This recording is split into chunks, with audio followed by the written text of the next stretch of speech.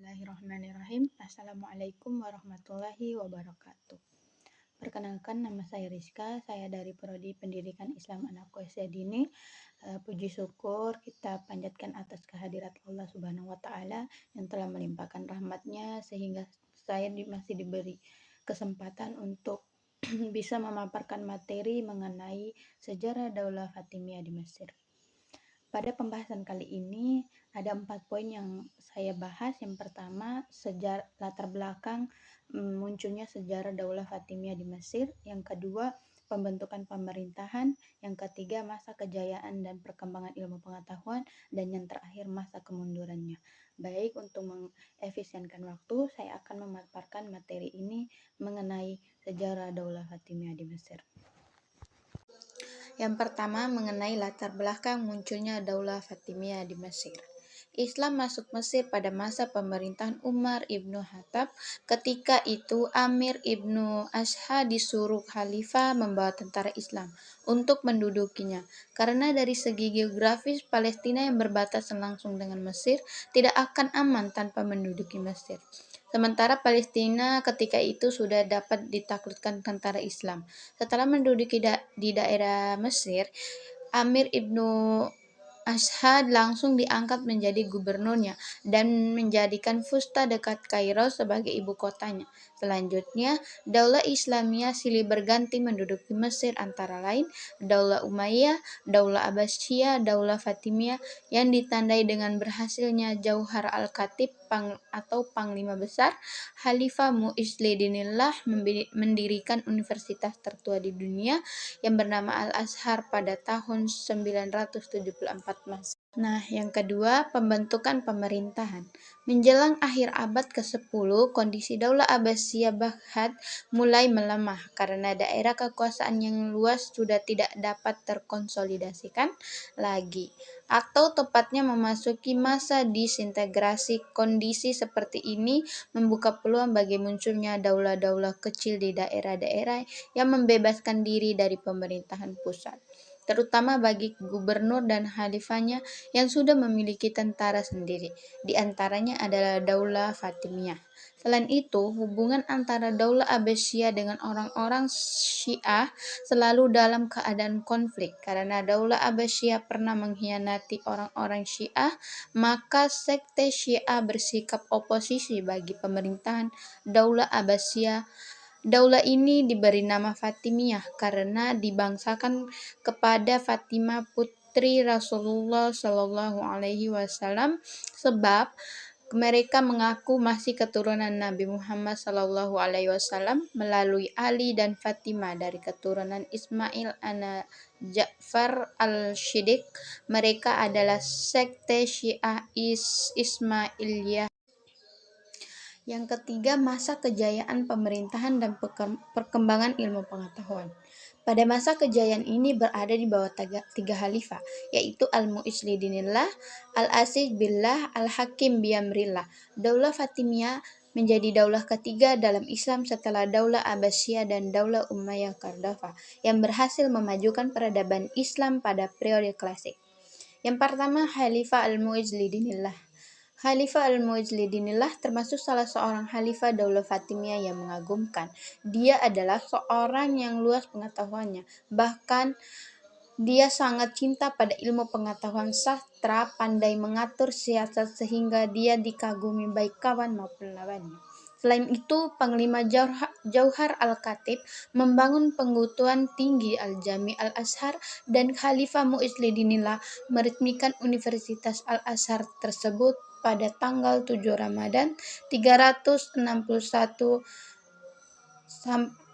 22 Juni 972 Masehi. Pada mulanya, kurikulum yang diterapkan di universitas tertua ini adalah berdasarkan mazhab Syiah aliran Ismailiyah. Yang kedua, Khalifah Al-Aziz Billah. Al-Mu'izzuddinillah wafat pada tahun 975, kedudukannya digantikan oleh anaknya Al-Aziz Billah. Pada masa pemerintahan Al-Aziz Billah, dia dapat mewarisi sumber kekayaan negara dari ayahnya dan dapat dipergunakan untuk lebih mengembangkan Daulah Fatimiyah. Selain itu, banyak lagi membangun istana, juga Universitas Al-Azhar semakin dikembangkan, sehingga mampu menyediakan asrama bagi mahasiswa dengan gratis. Demikian juga, makan dan pakaian mereka disediakan oleh negara sehingga mahasiswa dapat berkonsentrasi penuh menekuni kuliah mereka. Stabilnya ekonomi negara pada masa Khalifah Al-Aziz Billah memberi peluang baginya untuk memperhatikan perkembangan ilmu pengetahuan. Untuk itu, istana-istana, masjid-masjid, dan perpustakaan-perpustakaan dijadikan sebagai tempat pengembangan ilmu pengetahuan dan peradaban Islam. Dan yang ketiga, Khalifah Al-Hakim Biamrillah. Pada masa pemerintahan Khalifah Al-Hakim Biamrillah, kegiatan diskusi-diskusi semakin dikembangkan dari istana beralih ke perpustakaan. Karena perpustakaan juga mempunyai peranan penting dalam mengembangkan ilmu pengetahuan.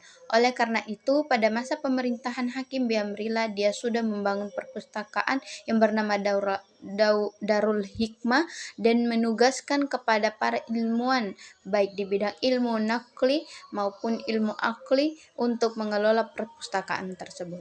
Di dalamnya dilengkapi buku-buku karangan para ilmuwan ternama untuk ditelaah dan dikaji. Semua orang diizinkan memanfaatkannya. Diskusi-diskusi diadakan secara rutin yang dihadiri oleh Khalifah Al-Hakim, dan Al-Hakim membagi-bagikan hadiah kepada mereka. Kalau begitu, perpustakaan menjadi urat nadi bagi sebuah universitas. Ta'ili Al-Amir Al-Hafiz Al-Jafir Al-Faiz dan Al-Adid. Di antara kebijakan yang diambil Khalifah Daulah Fatimiyah pada saat berkuasa di Mesir adalah menyebarkan atau bahkan boleh dikatakan memaksakan faham Syiah Ismailiyah kepada penduduk. Untuk itu, seluruh pegawai diwajibkan memeluk mazhab Syiah Ismailiyah. Semua qadhi atau hakim diwajibkan supaya mengeluarkan keputusan hukum yang sesuai dengan undang-undang mazhab Syiah. Kemudian mereka menyebarkan atau mempropagandakan mazhab Syiah Ismailiyah kepada penduduk. Begitu pula kepada tiga khalifah pertama, yaitu Abu Bakar Asy-Syiddiq, Umar bin Khattab, dan Utsman bin Affan dicaci maki dan dicela oleh Khalifah Daulah Fatimiyah. Faktor luar karena mereka mengancam rakyat untuk menganut paham Syiah dan menjadi mazhab mereka, maka Gubernur Iskandariyah Ibnu al-Shilad menyerbu ke Kairo. Pada saat itu menteri dijabat Najamuddin Ibnu Mishal.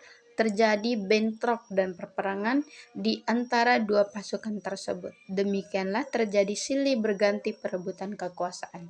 Anehnya, setiap terjadi bentrok masing-masing minta bantuan kepada musuh. Tetapi faktor yang mempercepat kehancuran dinasti Fatimiyah adalah perang salib, sebab pada saat Daulah Fatimiyah lemah, orang salib ingin menguasai Mesir. Mereka datang hendak menyerbu Mesir pada saat memuncak konflik antara Daulah Fatimiyah dengan rakyat di Mesir.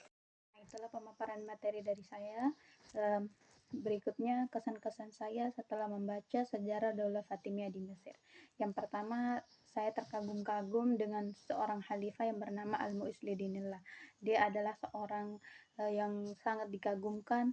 Ia luas pengetahuannya. Dia juga membangun Penggutuan Tinggi Al-Jami' Al-Azhar dan meresmikan Universitas Al-Azhar. Ya, yang kedua, dari Khalifah Al-Aziz Billah. Setelah wafatnya Khalifah Al-Mujlidinillah dan dilanjutkan oleh anaknya yang bernama Al-Aziz Billah, dia mewarisi sumber kekayaan dari ayahnya dan mengembangkan Daulah Fatimiyah. Dia juga membangun istana-istana dan lebih mengembangkan Universitas Al-Azhar. Dan yang ketiga, dari Khalifah Al-Hakim Biamrillah. Khalifah Al-Hakim Biamrillah ini dia membangun perpustakaan yang bernama Darul Hikmah dan membangun asrama-asrama